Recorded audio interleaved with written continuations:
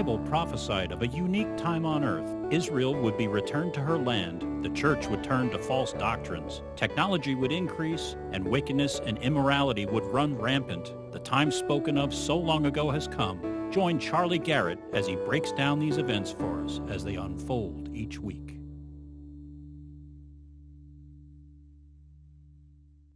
Let's see, it's 18 March, it's Sunday. It's time for the prophecy update of the week.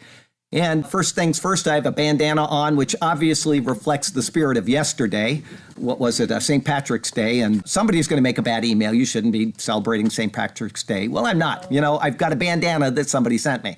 It's my friend Arlene up in Chattanooga, and I thank her very much for that. It's kind of happy. It's got little clovers and stuff on there. So there you go. And then we have Rick and Judith from, and I want to say Sebring. Okay, all right. I knew you said that, and you said somewhere else this morning. Lake Placid. Okay, so we got Rick and Judith from Lake Placid and Sebring here today, and then Ron and Sherry, I'm sorry, I knew I was going to do that. And they're from Lancaster, Pennsylvania, and they were here last year or 2 years ago? Last year? Okay, last year. And they came in today, and they had a giant surprise, which I hope that we can get a photo of that before they leave today, is they have 4 children, and all of them were dressed like Charlie. So it was very, very cute. We actually stopped the service in order to bring them up and let everybody see them because it was pretty marvelous. So I hope that we can get a photo before you guys bail out of here today. And let's see here. We have our first category, as always, is Israel. And I'd like to let everybody know that we have the Leviticus 26 sermon, which is the blessings and curses upon Israel, which is coming today. We're going to be doing that, and if you want to hear about the blessings and curses on Israel and how they are prophetically fulfilled as the Bible records, I would suggest that you go ahead and watch that sermon. It's a very interesting series. It'll be 3 sermons to get through it. The first one is on the blessings, and then we have the bad stuff coming in the next 2 sermons after that. But there's always good at the end. The Lord is faithful even when his people are faithless. So I encourage you to watch those 3 sermons on Leviticus 26. From Aretz Shiva, we have Czech president. This is Czechoslovakia, wants the embassy to move to Jerusalem. He wants it expedited. So this is another one of the nations that is actually making a stand supporting Israel and following along with President Trump's lead. So it's pretty wonderful that they're going to do this. His name is Milos Zeman, recently elected to a second 5-year term as the president of the Czech Republic, and he would like to speed up the process of moving his country's embassy. So good job, Czech Republic.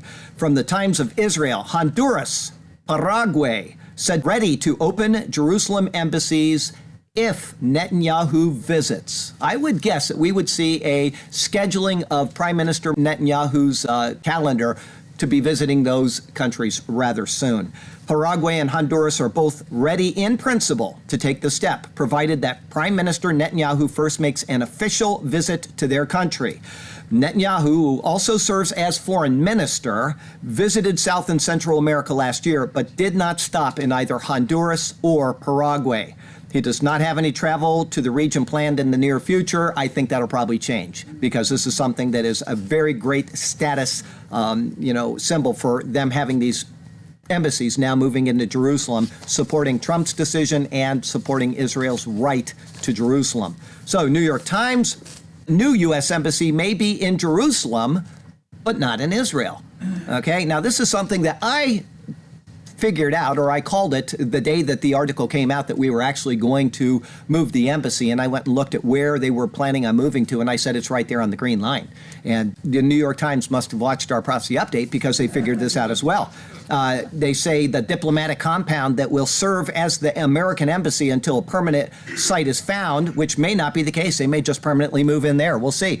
But it lies partly in a contested zone known as No Man's Land, which encompasses the area between the armistice lines drawn at the end of 1948 and 49 during that war, and it was claimed by Jordan and Israel.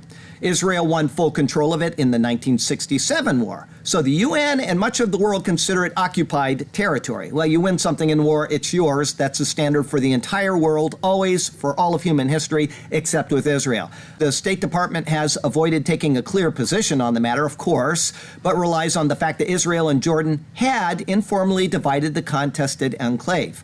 The site has been in continuous Israeli use since 1949. So it's kind of a shoo-in already, but it's on this green line. It's in a contested area. And as I said, when we did that prophecy update, Trump was a genius to do this. He was an absolute genius because he put it in a place where it would cause this type of, whatever you want to call it, this diplomatic battle which must now take place. The guy is not a dummy, and he did not do this without being told this in advance. He knew what he was doing. So I'm very happy with the president we have. It says the dispute could turn the American ambassador, David Friedman, an avid supporter of Jewish settlements in the occupied West Bank, into a new kind of diplomatic settler himself. The move veers from almost 7 decades of American policy and that of much of the rest of the world, which considers the status of Jerusalem subject to negotiation between Israelis and the Palestinians, who each claim it as their capital. Critics say the embassy move prejudges the outcome of any future negotiations over the city. But if the American recognition was already vague, leaving the eventual boundaries of sovereignty in Jerusalem up to the Israelis and the Palestinians, this odd quirk of political geography raises even sharper questions about which parts of the city the U.S. considers as Israel's capital. Great stuff there. Times of Israel. The Knesset passes law allowing police to hold terrorists' bodies. This is important. This is something that they have already done, but they've been doing it without a law. The court said that you have to pass a law in order to do this, or you're not going to be able to do it anymore. The Knesset passed a law allowing police to withhold the bodies of Palestinian assailants who were killed while carrying out terror attacks from burial. The law, which passed 48-10, came after the High Court of Justice ruled Israel could no longer use terrorist bodies as bargaining chips without legislation explicitly permitting the practice. Now that it is passed, it can go through the courts, and the courts can say, well, this is unconstitutional or something, but at least they have the law now, and they followed the letter of the law in order to get it. The court gave the government 6 months to pass such a law. Under the law, district police commanders can determine whether to release the terrorist bodies for burial. If there is fear the terrorist funeral could be used to carry out an attack or provide a platform for praising terrorism, which they always are, police may keep the bodies in custody until further notice. It says, Public Secretary Minister Gilad Erdan said that the practice of holding on terrorist bodies was disagreeable but necessary. A little quote here, it kind of made me chuckle. The government doesn't want to hold on to these bodies. As far as we are concerned, the bodies of these cursed terrorists will rot. We have no need for them. But for political purposes, they will hold on to them. And then from the Times of Israel, let's see here. Russian company names an ice cream poor Jews. Okay, now this sounds like anti-Semitism, but they pick on everybody, so I'll read the article. The ice cream cone is wrapped in an image of the Israelis' flag, announcing the ice cream's launch. The company describes it as a crusty horn filled with chocolate and prune-flavored ice cream and topped with peanuts. Trying all this tastiness, it turns out that he is not so poor. So they're trying to sell ice cream. They're making fun of it. The Slavista company has been criticized previously for creating a chocolate ice cream after then named President Obama, which had a wrapper depicting an African boy, which I said in that prophecy update some years ago, and for naming another ice cream with an ethnic slur for the Ukrainians. So they're an equal opportunity offender, which I like in this politically correct world. I like that we have people that actually can make humor out of things. You know, I understand anti-Semitism. I am completely behind understanding that. But there's a point where people need to lighten up and say, these guys are just a private company and they're having fun. So that's my opinion on it. If you disagree, fine. Christian news today, I call this Babylon. But before I get into our Christian news, I have something to announce, is that the Superior Word is a church. It is a church in a strip mall, basically. We're individually owned buildings, but they're all butted right up against each other. And there is a law that has gone back to 1974 in Sarasota County that you cannot open a new bar, any establishment that sells more than 50% of its revenue from alcohol sales, 51 and above.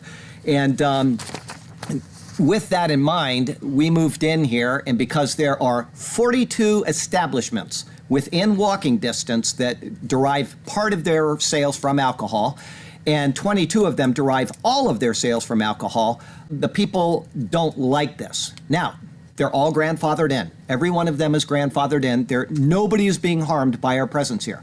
The only difference is that no new business can be established within 800 feet of us based on that law unless they're 50 or less percent selling alcohol. Okay, now having said that, Sarasota County wants to change this law. They've got some bigwigs that don't like this.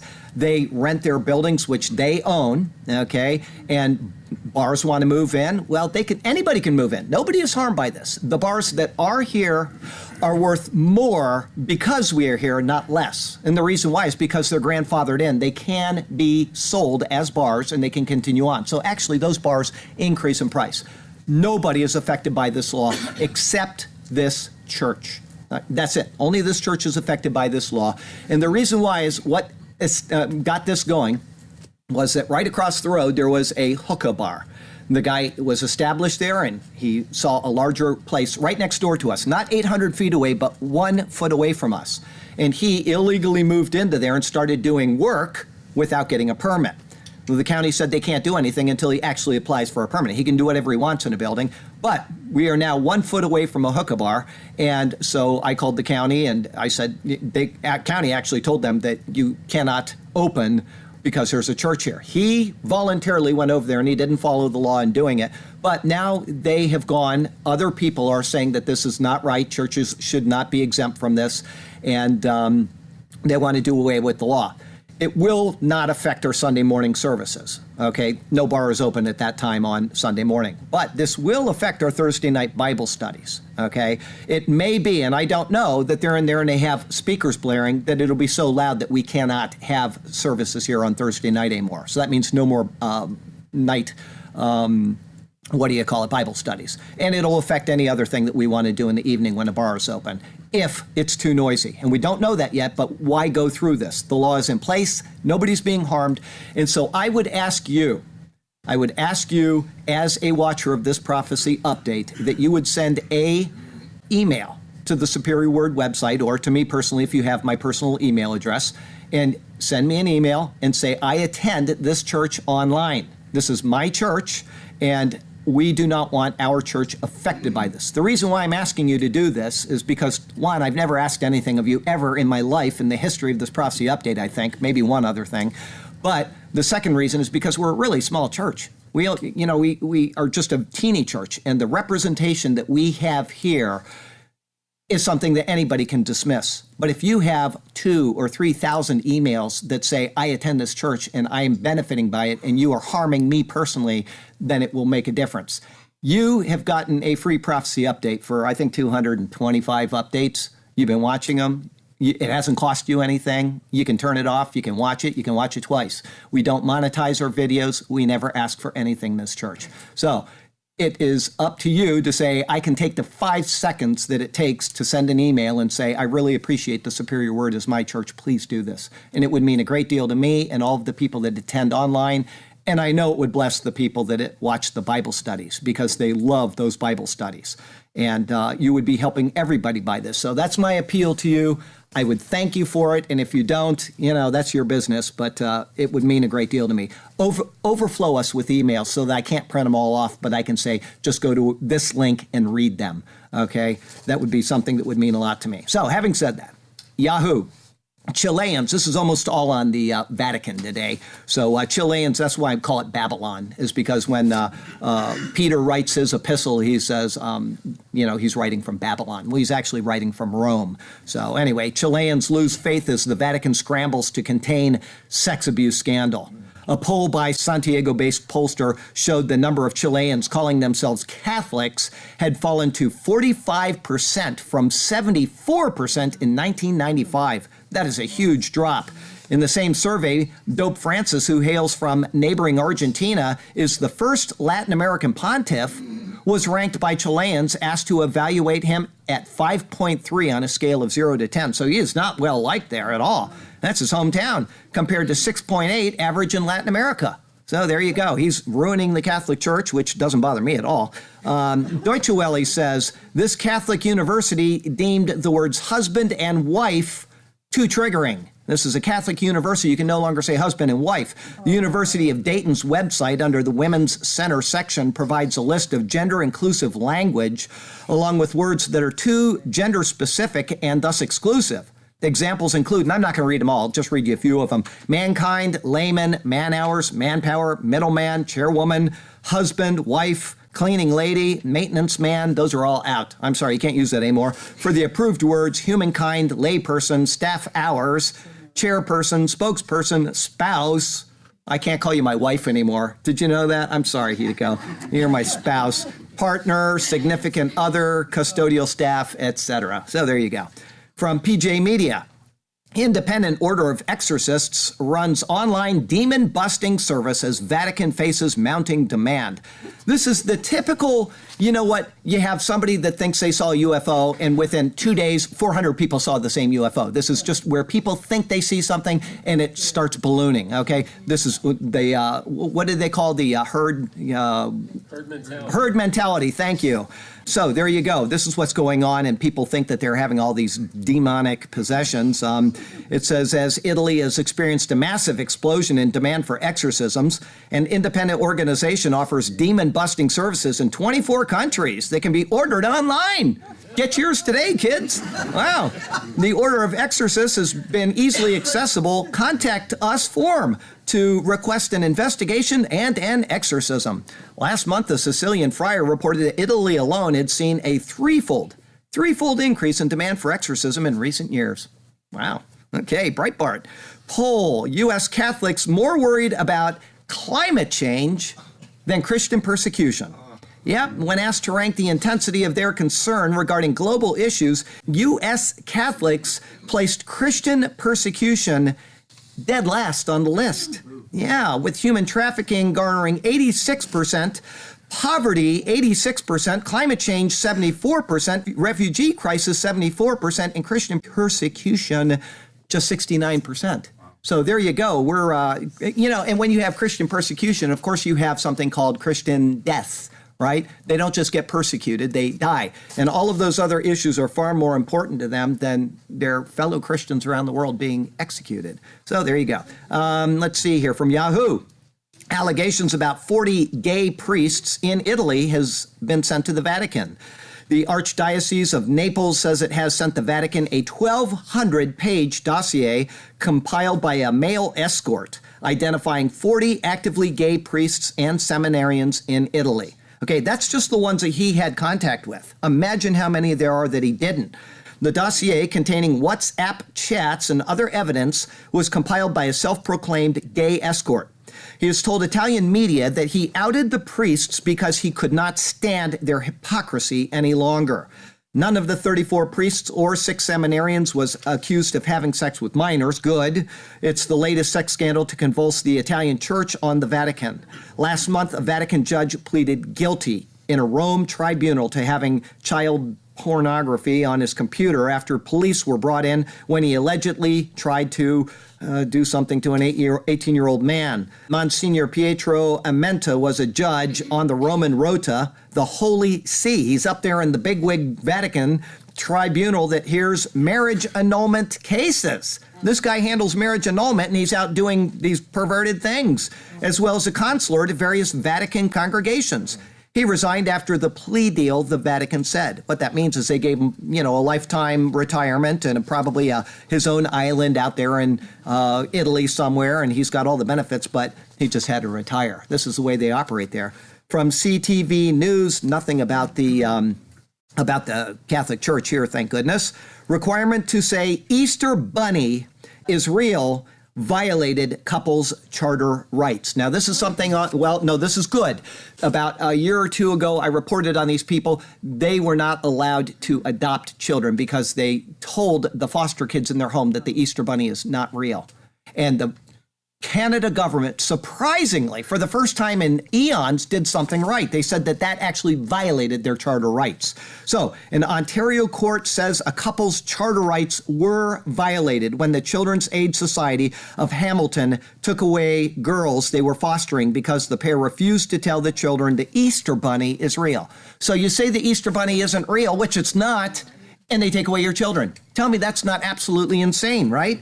The Bars, who described themselves as a Christian couple with strong religious faith, argued telling children in their care that the Easter Bunny is real was a violation of their religious beliefs.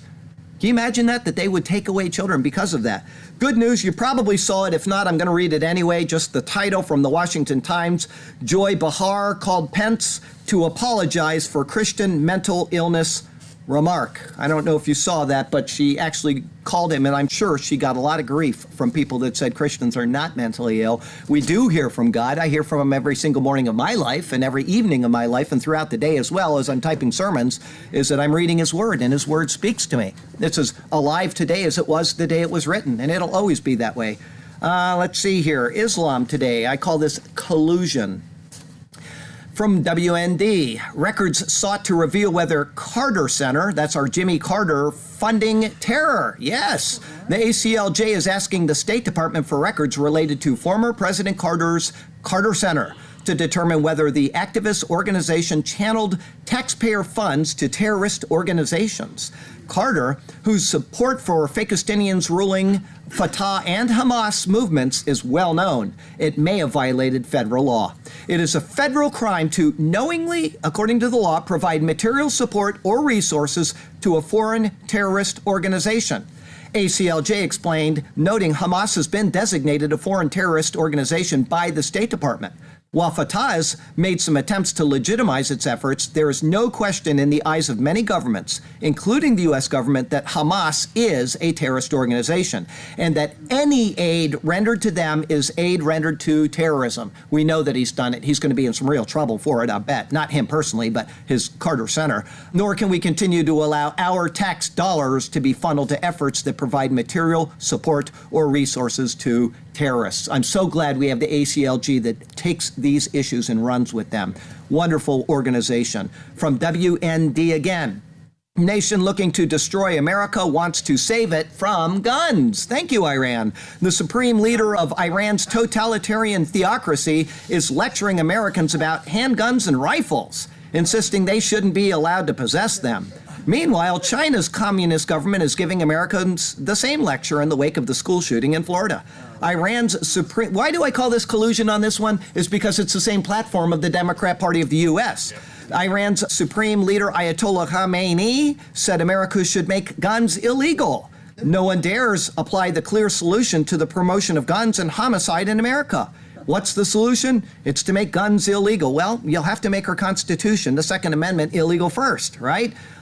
He goes on, he says, he tweeted, the comments, however, apparently haven't changed the rogue nation's off-stated desire to destroy America. So they're saying, kill America, destroy Americans, and they shouldn't have guns in the process. Why? Because, I will say this, the American public, the private American sector is the largest standing army on this planet. And every nation on the earth that wants us destroyed knows that. If they come against us, it's not just the military. Our military is not actually that big that carries guns, right? We have 1 million people in, let's say, the military, along with the Coast Guard and the Merchant Marines, right? They're not that many. And out of those, how many actually carry guns? Very, very few, right? But you have the largest standing army in the planet right here in the United States of America, and they don't like that. So that's why they come out with these crazy things, and they try to get the left to follow suit, and then the left goes out there and they have all these demonstrations and no guns and this and that. Thank goodness we have a Second Amendment, or it would all be gone. Useful idiots, thank you. State-run Chinese newspaper, the Global Times, said the U.S. should learn from the communist regime, yeah, right, and genuinely protect human rights by restricting gun ownership. More people have died at the hands of communists in the past 120 years than all of the world combined in the history of the universe. It's incredible. Anyway, gun ownership in China is strictly regulated, which helps gun-related crimes and deaths. The U.S. should learn from China and genuinely protect human rights. Yeah. Well, WND again. School ordered to reveal details of collusion with Muslim activists. A federal judge has ordered school officials in San Diego to provide information about whether they are continuing to collude with the Islamic advocacy group Khair in a lawsuit by parents who say the district claimed to have dropped the collaboration. The case was brought by several families and two patients groups against the San Diego Unified School District over its partnership with Kair, a group founded by members of the Muslim Brotherhood. According to FBI evidence presented in a Hamas funding case in which Kair was named an unindicted co-conspirator. This is who the left in our educational system is dealing with. It's absolutely crazy, right? The families had submitted a motion for a preliminary injunction with more than 200 pages of supporting evidence to prepare for arguments. They had asked for copies of communications that took place after the school board supposedly dropped the cooperation. Federal court rules allow such expedited discovery if there's a good reason. Charles Lee Mondry, FCDF's president and chief counsel, said the San Diego Unified School District needs to follow principles including government neutrality in religion and the right of every American, including school children, to equality under the law. Unfortunately, this politically correct anti-Islamophobia initiative runs roughshod over those principles. He said the district has a constitutional obligation to keep divisive forces like Kair outside of its schools. I agree wholeheartedly. But he cited testimony from Kair officials who had confirmed they have a religious obligation to try to convert school children to Islam. So they're saying this is our goal, we have an obligation, and so it must be allowed. Well, we'll allow that when we allow the Bible to be taught in school once again, right? Crazy. Okay, and then I don't know if you saw, but this guy Noah Polak, he has a Twitter account. He tweeted something that was rather interesting. He said, what happened is the White House had a forum with some Arab leaders on Gaza, because Gaza's in such bad shape, we need to find out ways of helping them. Apart from giving them money directly so that it doesn't go to the terrorists and kill the Jews and all that, right? So they have done something to help Gaza. Nola Polak tweeted, "This is pretty much the most Palestinian thing in the history of Palestine things. White House to hold a conference on Tuesday on the humanitarian crisis, but Gaza Palestinians refuse to attend. The most Palestinian thing in the history of Palestinian things, and they won't attend it." Okay, Mongolia. Diplomatic says 8 reasons why Mongolia's capital of Ulaanbaatar might be the place for a Trump-Kim summit. Okay, yeah, here's why. First, neutrality. I'm not going to read you all of their justification for it. I'm just going to read you their 8 points. Neutrality, friendly relations with the United States. We know we go there every year and have, military operations with them. Friendly relations with the DPRK. We know that they have North Koreans that work in the country, and they also export, remember all that tobacco we talked about a couple months ago? They have this trade between them. The meeting will take place in Asia. That's a plus. Past interactions, substantive credibility, and Ulaanbaatar would be acceptable to the U.S. and DPRK allies. Capacity, it's a big country, they can hold a lot of diplomats. Barring any intervention from Dennis Rodman, it would seem that any search for a meeting location beyond Panmunjom points to Ulaanbaatar. So there you go, pretty wonderful. From Daniel 12 Technology today. Fox, millennials disrupting security landscape. Study, millennials are moving away from passwords. You wonder how the mark of the beast is going to come in, right? How they're going to be able to identify all of these people as individuals without being able to say, well, I'm stealing this person's ability to, keep his privacy. How are they going to do it? Well, the millennials are at the forefront of this. All these new technologies are being developed, and old people like old school. I use passwords, right? Most of us here probably use passwords, but now the millennials don't want to do that anymore. They're looking for the easy way to get identified. And this is how the mark of the beast is going to come about. IBM surveyed nearly 4,000 adults from across the U.S., Asia Pacific, and Europe, and found while 75% of young adults are comfortable using biometrics, less than half are using complex passwords and 41% reuse passwords. Millennials are actually leading the way towards us moving away from passwords. The study also found 67% are comfortable using biometrics today, while 87% said that they will be comfortable using these technologies in the future. It's the combination of something I know, like a password, something I have, like your phone, and something unique about you, like your face or your fingerprint. Okay, you combine those three together, then you get a really robust security posture versus just relying on a password alone. Mark of the Beast is on its way, and we're developing it as a society, as a group of people on this planet. Unbelievable. Mail online, who would have thought that? Even 20 years ago, we never would have thought this would be possible. Mail online, the creepy tool that lets expectant mothers 3D print an eerily lifelike model of their unborn child so they can hold it before birth. Yeah, a Russian firm can create a 3D printed model of an unborn baby in the womb by taking their scans. Ultrasound images are used to create a computer model, which is then printed. The model can be used to spot developmental issues and potential birth defects. Sounds like a planned abortion scenario to me right there. But there you go. You can now do that if you want. Mail online. Millennials are turning into hunchbacks because they spend so much time on their phones, warn experts. Today's 20-year-olds suffering from backs as bad as people double their age. Smartphones, tablets, and other personal devices are likely responsible. The neck loses its natural curve, which unbalances the upper body. Remember last week they couldn't hold pens and pencils? Now we got a bunch of hunchbacks coming. The epidemic has created a generation of hunchbacks, with many in denial that their beloved phones are the source of the problem. We're seeing it in younger and younger children because they're getting their phones at a younger age. As people's posture gets worse, their upper back muscles stretch out and the neck creeps forward. This makes their head weigh at least 10 pounds more than it should. Yeah, I got one right over here that's working on his right now. Revelation plagues today. Breitbart. Opioid crisis drives up Illinois ER visits by 66%. Yes, a report by the CDC found that opioid-related emergency room visits rose an average of 35% across 16 states between July of 2016 and September of 2017. Don't tell me this wasn't a planned crisis here. Big Pharma. The highest rise was seen in and around metropolitan areas. Increases grew more in large urban centers such as Chicago, where dealers have taken to cutting heroin with the highly dangerous drug fentanyl, while Illinois saw a hefty 66% increase. States around Illinois also saw the ratio jump. Visits in Indiana rose by 35%, 28% in Ohio, and 21% in Missouri. But Wisconsin saw an incredible 109% jump in ER visits. The study also found that opioid overdose rates rose 70% across the Midwest, but the soaring numbers were worst on the East Coast, where the emergency room visits rose by 105%.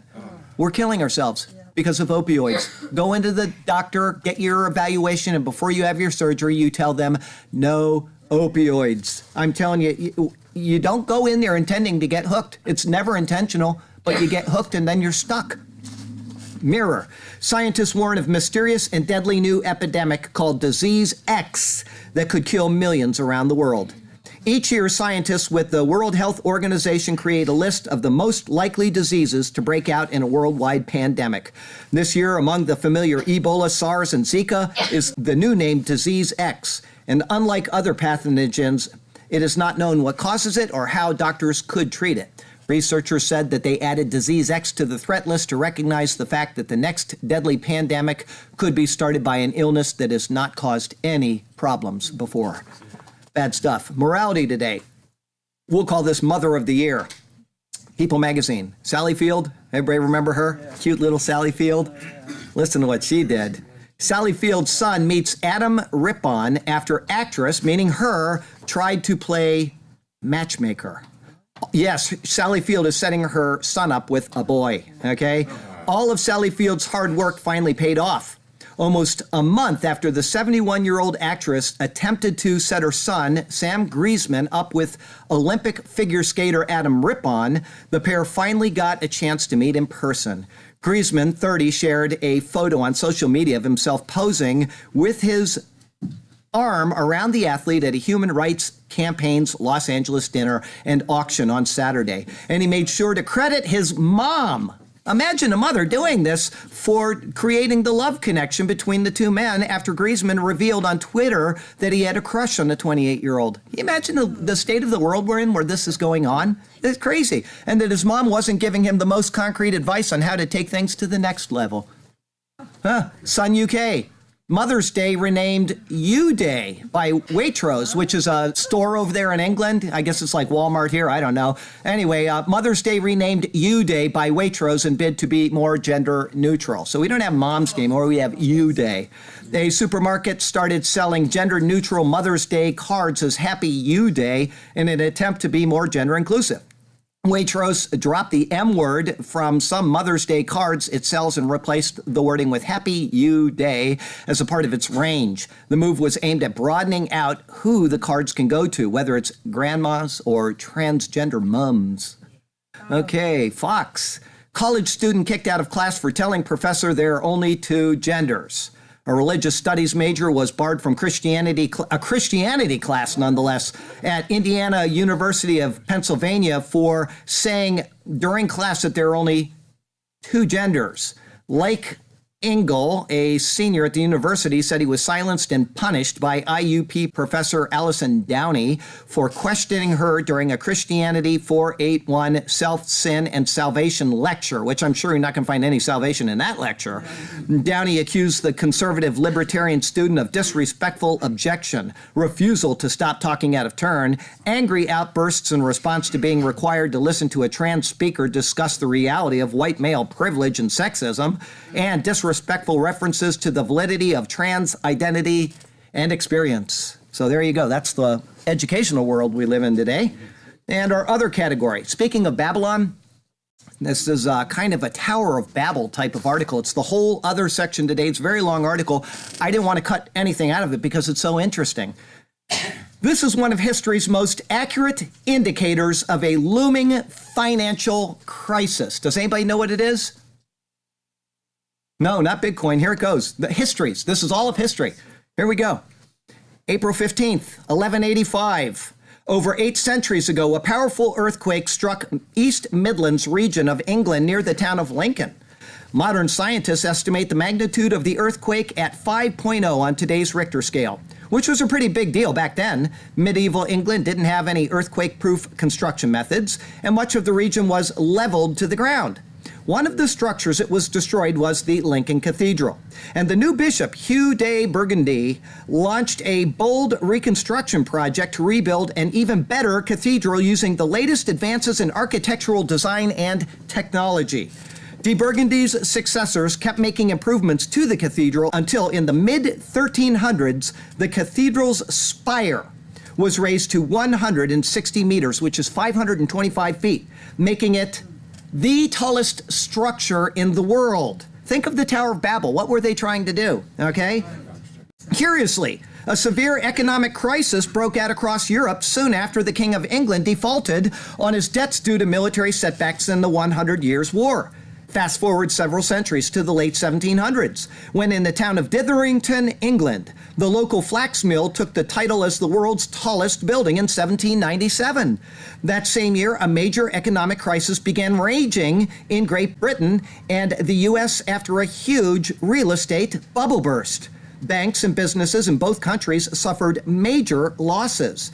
The completion of the Equitable Life building in New York City in the early 1870s, which became the tallest building in the world, coincided with the Panic of 1873 and the long depression that lasted for more than a decade. The New York World Tower broke the record for the tallest building in the world when it was completed in 1890, which also happened to be the same year that the economic panic of 1890 broke out. Philadelphia's City Hall briefly held the record for the world's tallest building when it was completed just in time for the Panic of 1893, a crisis so severe that the U.S. Treasury Department had to be bailed out. The MetLife Insurance Tower in New York City shattered the record for the world's tallest building when completed in 1907, just as the Panic of 1907 broke out. The Panic of 1907 was so extreme that it led to the creation of the Fed a few years later. Another financial crisis erupted in 1914, just on the heels of New York's Woolworth Building becoming the tallest in the world. And on the eve of the Great Depression, multiple projects were all simultaneously competing to be the world's tallest building, including the Empire State Building, the Chrysler Building, and the Manhattan Bank Trust Building, now known as the Trump Building. Now remember, This is what the Bible said. These guys are going to build a tower to God. And the attitude of people in the world is, let's be higher. We're going to be greater than God. And this is just a pattern which is followed in history. We'll go on. The construction of the World Trade Center and the Chicago Sears Towers in the early 1970s, both of which became the tallest buildings in the world, immediately preceded the OPEC oil price shock in 1973 and the subsequent banking crisis and economic recession. The Petronas Towers were completed in 1998 in Malaysia. They hadn't even started them when I left in 1993. They were completed by the time 1998 came along, taking the title as tallest in the world right before the Asian financial crisis broke out. Construction of the Taipei 101 Tower, which became the tallest building in the world, began just months before the dot-com bubble burst and the recession of the early 2000s began. And of course, the Burj Khalifa in Dubai became the world's tallest building when its height reached 2,257 feet on 1 September 2008, literally days before Lehman Brothers were bankrupt and the global financial crisis kicked off. Is this just coincidence? You know, he doesn't make any connection to the Bible at all here. He's just saying, you know, he comes to a different conclusion. But the Bible would bear this out, wouldn't it? Okay, let's see here. Is it just coincidence, or is there perhaps a link to the world's tallest buildings and economic crisis? It certainly stands to reason that the enormous buildings are extremely expensive and require vast amounts of funding, something that is relatively easy to come by when the economy is near its cyclical peak. Ego and hubris, which are part of the Bible part of it, are also abundant when an economy is near the top, as booms and peaks often are accompanied by ostentatious displays of wealth, including ambitious construction projects. And then he goes back in time. During the 12th and 13th centuries, when Italian city-states were the dominant powers of Europe, there was practically a competition among the richest of the cities of Bologna, who built as many as 180 towers to show off their wealth. By the mid-1300s, of course, Bologna's power faded and the city fell into economic obscurity. It's interesting to consider, given the flurry of new projects, mostly in Asia, that are feverishly being constructed to rival the tallest building in the world, from the Golden Finance Tower in Tianjin to be completed this year, to the Wuhan Greenland Center also in 2018, to the Jeddah Tower in Saudi Arabia as early as 2019. There is no shortage of hubris or debt-based funding to drive these projects to record heights. All of these new towers, of course, are being built at a time when financial markets are near all-time highs and global debt is at an astounding record of $233 trillion, several times the size of the global economy. So we have these three buildings all vying to be the tallest in the next year, and we'll see where it goes. Will history repeat itself? Got a lesson for you today. Mother told us to go out and play. Good advice for the youth of today. Those iPads and iPhones are de-shaping their bones and resulting in bad vertebrae. Good job, Les and his wife. They both participated. Let's see here. Irony of the week. I call this getting around. From the Hartford Courant. This is from Rhoda in Israel. I don't know why she's reading the Hartford Courant, but here you go. Hartford police say man drove stolen car to court to face stolen car charge. Yeah. And from the San Francisco Gate, flight carrying more than 80 plumbers is grounded due to toilet trouble. Oh, such is the world we live in. So from Sarasota, Florida to Ulaanbaatar, Mongolia, I'm Charlie Garrett. This is the Superior Word, and that is your prophecy update for the week.